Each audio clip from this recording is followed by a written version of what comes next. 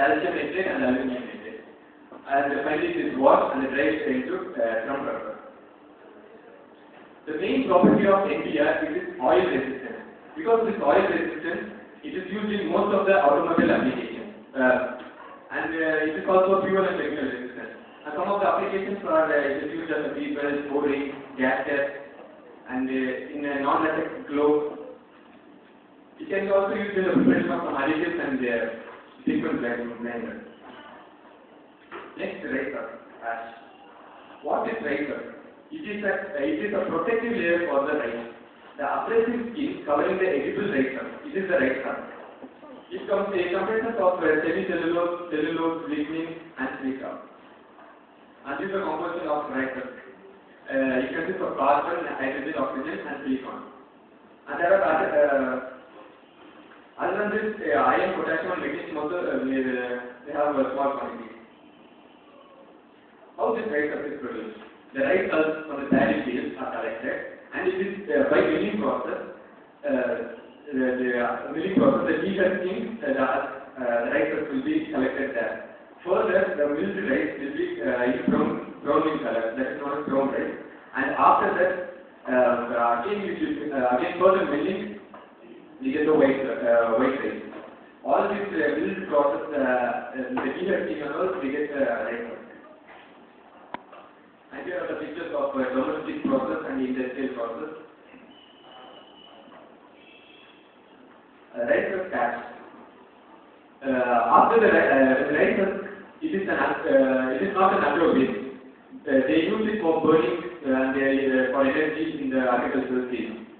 But after burning, the rice husk is converted to rice ash. This is an agro-waste. This rice ash is high in silica content and it is hazardous to the livestock. These rice ash are used for concrete, for the production of it is a substitute for nitrosilica and silica fumes, and it is also used as absorbers for oils and chemicals. And there is the blowback for the rice ash production. First, from the industrial field, rice husks are burned in a furnace, and this furnace the further rice are burned here, and the ash being produced is this. Compounding. The major compounding ingredients of rice husk are the activators.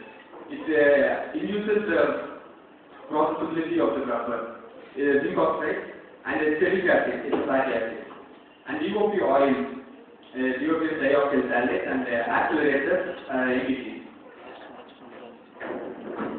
Fillers. The major filler used in rubber industry is carbon filler, carbon black. Carbon black, there are many types of carbon black such as chemical black, furnace black, and thermal black. The inorganic fillers like calcium carbonate, silicates, and silica. And this rice husk ash, we are going to substitute this in carbon black. And it consists to make of high silica content. The master batch amount is given here. The nitrile we are taking in 100 pHr, zinc oxide, ferric acid, carbon and DOP oil, TMB, NDT, and total master batch. First, these master batches are compounded in a two-roll mill, and then the final batch ingredients are added. In the experimental part, first you are preparing the nitrile butadiene rubber. After preparing, it is compound. As I discussed earlier, the compounded ingredients they are first compounded in a two-roll mill. Two-roll mill is nothing but we have two rolls and there's a small lid gap between them, and they are just adding all those compounding master batch ingredients in there. There is no specific order in adding all the master batch ingredients. But before adding, the nitrile rubber should be masticated in a masticator and warmed for 2 to 5 minutes. The black acid should be added priori since the rubber is very. Then oil and filler must be added simultaneously, because when we are adding oil and filler together, it will be mixed uniformly throughout the rubber. And we took 5 batches on different composition of rice or cash. We are just substituting for carbon black. The batches one contain 10 CH of rice or cash, and 2 contain 50, then 20, and 50 as on the right. What is standardization? Standardization is the process of determining the amount of the filler that can be incorporated in the rubber compound. In this standardization, we just only change the amount of the filler, but not all the master batch ingredients. Only the fillers we are changing, and we are taking the properties, and we are testing the product. And vulcanization, and here vulcanization is curing. The cure should be uniformly, it should be cured in all the process, and we use a compression coating for this curing. Testing, we carried out core testing, tensile testing, specific gravity, shore hardness test, and abrasion testing. The tensile testing, the standard is ASTM 638. The tensile tests are used to determine how the material will react to forces being applied in tension. Here we use the UTM, and the UTM consists of 2 jaws, lower and upper jaw.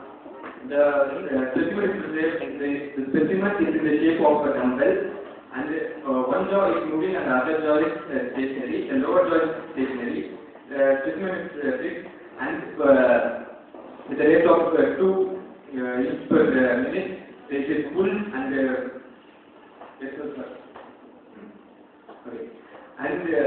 specific gravity.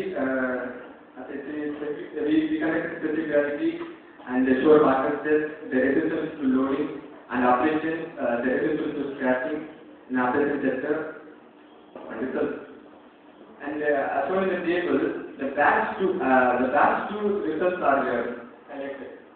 We got the maximum value as the rice of cash fillers are increased, the properties are increased to a certain level, and then it decreases.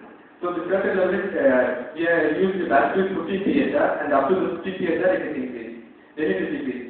But in the specific gravity, the batch 5 we get to 1.22, which is very less compared to batch 2. But comparing the other properties, batch 5 is not worse. So batch 2, we are concentrating more on batch 2 and batch 3. All these tests are given in the table.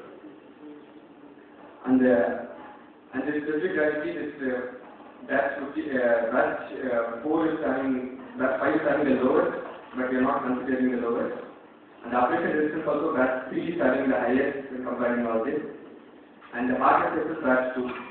So this, I finally conclude that optimum value is between the optimum value is getting 20 pSR of rice of cash, and it gives a good mechanism of test and cost reduction. And the cost comparison is 1 kg of rice, a copper black costs 67 rupees, whereas the rice of cash costs only 2 rupees. And we conduct all these projects in Margam Industries in Madurai. They supply for most of the rubber products for TVS in Madurai, TVS rubbers in Madurai. And using this, from the table you can see that using this rice as a partial substitute for cotton black, we can reduce the cost for up to rupees 12,060 per month. And finally concluding, keeping the green environment, cost reduction, and good quality products. And further, we are using substituting RSA, rice cash as filler for the NBR. Thank you.